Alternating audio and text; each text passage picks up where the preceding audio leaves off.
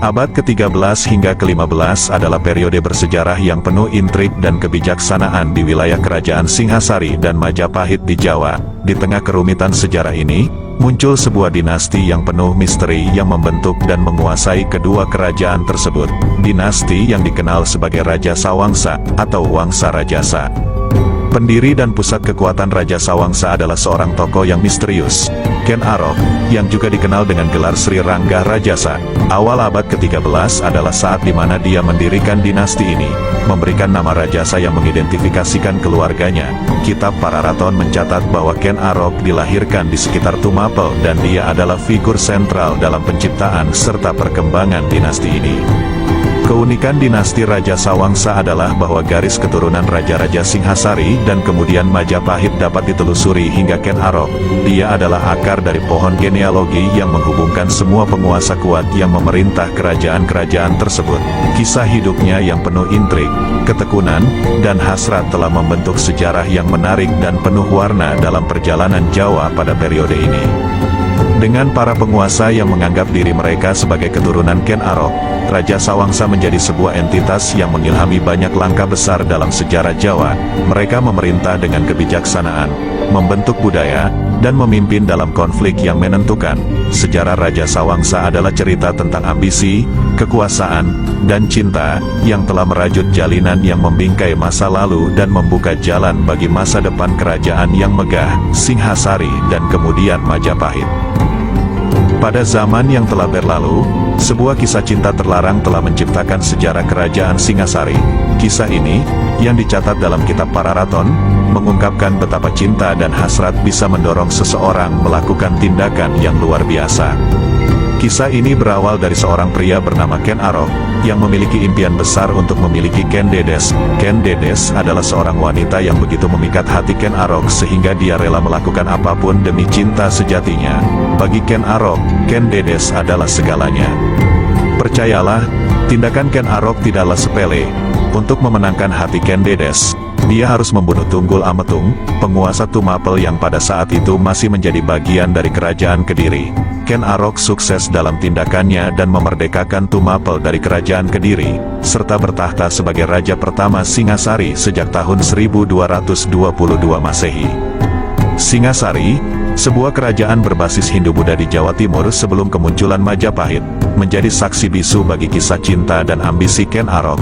Meskipun keberadaan Singhasari dan tokoh-tokoh seperti Ken Arok, Ken Dedes, dan Tunggul Ametung hanya terdokumentasi dalam kitab Pararaton, buku tersebut telah menjadi sumber utama untuk menelusuri sejarah kerajaan Singhasari dan penerusnya, Majapahit. Kisah ini, seperti yang diuraikan oleh R. Pitono dalam bukunya, Pararaton, 1965, menunjukkan perjalanan Ken Arok dari seorang anak pejabat daerah menjadi seorang penjahat yang gemar berjudi dan merampok.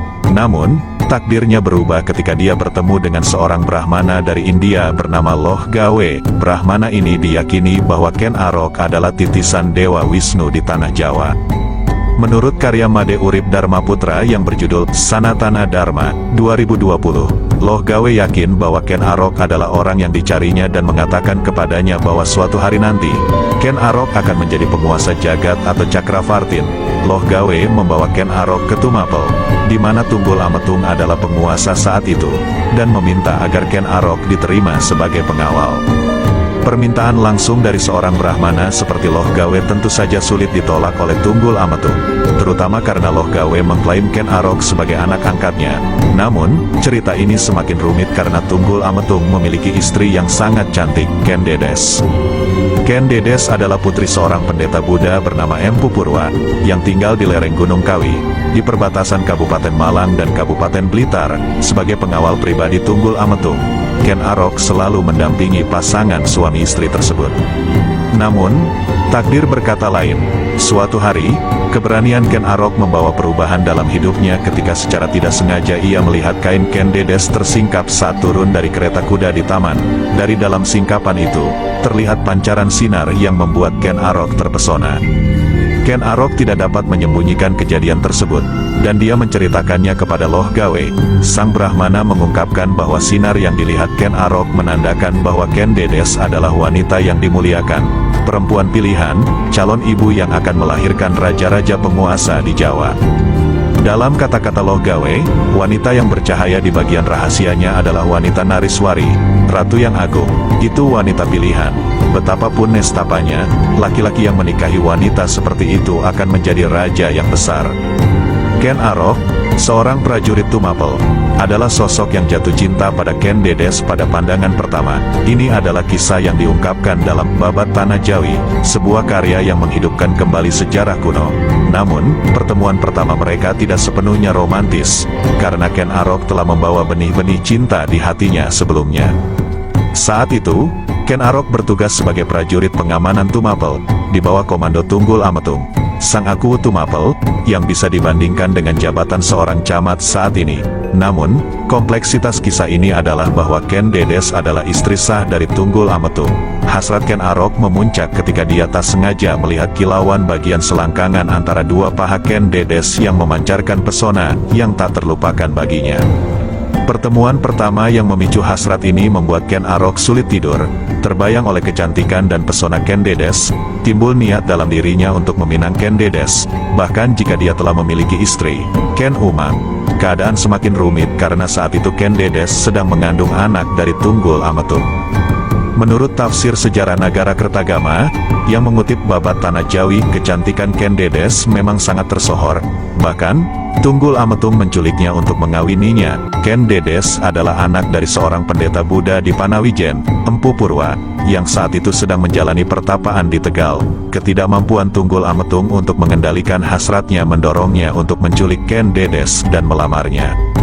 Namun, jalinan antara Ken Arok dan Ken Dedes mulai berakhir saat Ken Dedes hamil. Ken Arok, yang merupakan bagian dari pasukan elit yang melindungi Aku, memanfaatkan kesempatan ini untuk mendekati perempuan cantik yang telah meraih hatinya. Momen penting terjadi saat mereka naik kereta, dan kain Ken Dedes terbuka, memperlihatkan cahaya yang muncul di antara kedua pahanya. Kejadian itu membuat Ken Arok terpesona dan terbawa oleh misteri yang mengelilingi Ken Dedes. Ken Arok mulai merencanakan pembunuhan Tunggul Ametung. Dia memesan keris sakti dari Empu Gandring, seorang pembuat keris yang terkenal. Setelah beberapa insiden berdarah dengan sang pembuat keris, Ken Arok membawa keris yang belum selesai ke Tumapel. Di sana, dia meminjamkan keris sakti yang seharusnya menjadi miliknya kepada rekan pengawalnya, Kebo Hijau. Kebo Hijau, yang sangat mencintai keris tersebut, menjadikan orang-orang di Tumapel salah paham dan mengira keris itu adalah miliknya. Pada suatu malam yang gelap, tekad Ken Arok untuk mengakhiri pemerintahan Tunggul Ametung semakin mantap. Dia mencuri keris dari rumah Kebo Hijau dan menyusup ke kamar Tunggul Ametung, mengakhiri hidup Sang Aku Tumapel. Keseruan dan drama cinta terlarang ini adalah akar dari berdirinya Kerajaan Singhasari, sebuah peristiwa yang membuka lembaran baru dalam sejarah Indonesia kuno. Kebo Hijau, seorang prajurit yang secara keliru menjadi tersangka utama pembunuhan Tunggul Ametung. Ini merupakan bagian dari siasat Ken Arok yang cerdik. Sebelum peristiwa tragis itu terjadi, Ken Arok telah memperlihatkan keris sakti Empu Gandring kepada Kebo Hijau. Melalui tindakan ini, dia berhasil mengalihkan perhatian dari dirinya sendiri. Ken Arok, yang jatuh cinta pada Ken Dedes, mengawininya meskipun Ken Dedes sudah mengandung anak dari Tunggul Ametung. Ken Dedes, meskipun telah menjadi istri Tunggul Ametung, sebenarnya tidak pernah mencintainya, dan pernikahannya terjadi karena desakan. Dalam Pararaton, Ken Arok, oleh Jan Laurens Andries Brandes, kita dapat melihat kisah ini diungkapkan dengan indahnya. Saling mencintai Ken Arok dan Ken Dedes selama pernikahannya. Ketika genap bulannya, lahirlah anak Ken Dedes dari Tunggul Ametung, dinamai Anusapati, nama sebutannya Panji Anengah. Anusapati, yang lahir dari pernikahan Ken Dedes dan Tunggul Ametung, akhirnya mengetahui bahwa Ken Arok adalah pembunuh ayahnya. Ini memicu dendam dalam dirinya, dan pada tahun 1247 Anusapati mengakhiri hidup Ken Arok, menggunakan keris Empu Gandring, senjata yang sebelumnya digunakan oleh Ken Arok dalam pembunuhan Tunggul Ametung. Setelah membunuh Tunggul Ametung dan mengawini Ken Dedes, Ken Arok mendirikan kerajaan Tumapel pada tahun 1222 dan dengan itu, mengawali berdirinya Wangsa Rajasa. Menurut Pararaton, Ken Arok memegang gelar Sri Rajasa Batara Sang Amurwa Bumi selama masa pemerintahannya. Ambisinya juga meliputi pembebasan Tumapel dari pengaruh kerajaan Kediri. Ini mengarah pada perang ganter antara Tumapel yang dipimpin oleh Ken Arok dan kerajaan Kediri di bawah penguasa Kertajaya. Hasilnya adalah kemenangan bagi Tumapel, yang mengakibatkan wilayah kekuasaan Ken Arok meluas seiring dengan keruntuhan kerajaan Kediri. Akhirnya, kerajaan Tumapel lebih dikenal dengan nama Kerajaan Singasari, mengikuti nama pusat pemerintahannya. Menurut para raton, masa pemerintahan Ken Arok sebagai penguasa Tumapel alias Singasari, yang juga memulai Wangsa Rajasa, berlangsung selama waktu yang cukup lama, dari tahun 1222 hingga 1247 M. Pada tahun 1247 M, kisah ini mencapai puncak dramanya saat Ken Arok terbunuh oleh Anusapati. Tubuhnya dipercayai disemayamkan di Candi Kagenengan, Malang, Jawa Timur. Pernikahan Ken Arok dan Ken Dedes menghasilkan 4 orang anak, yang meliputi Mahesa Wong Ateleng, Apanji Saprang, Agnibaya, serta Dewi Rimbu. Selain itu, Ken Arok juga memiliki istri lain, Ken Umang, dan dari perkawinan ini lahir 3 orang putra dan seorang putri, yang diberi nama Panji Tojaya, Panji Sudatu, Toa Nuregola, serta Dewi Rambi.